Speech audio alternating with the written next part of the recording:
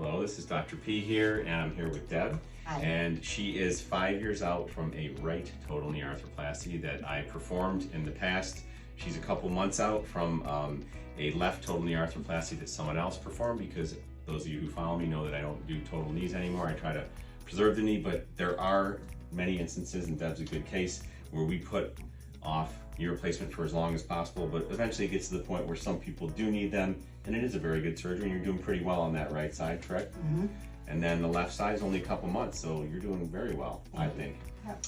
So that's not the reason I'm doing the video. The reason I'm doing the video is because when I examine someone, I want to examine them. I want to be able to see what I'm examining. So I'm not a big fan of, I'm not going to examine someone with their pants on and not look at their knee, especially this knee. It just had surgery 2 months ago. What if there was erythema here, meaning redness? What if there was drainage? What if it wasn't healing?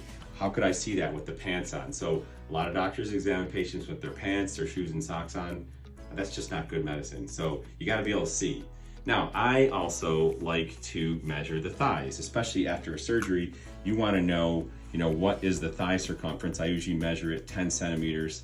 Well, of course this broke here, but this is a measuring tape, and I'll go 10 centimeters above the superior pole of the patella every time. So I'm always measuring from the same spot. I'll measure the thigh circumferences, and not uncommonly, either the knee that's having a lot of pain or the knee that just had surgery, the muscle's gonna be smaller. Mm-hmm. So more than likely that's gonna be the case here.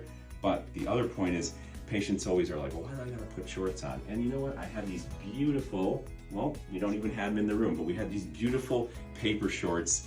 So by my staff, make sure that everything is stocked, because this is what happens. Then you're wasting time.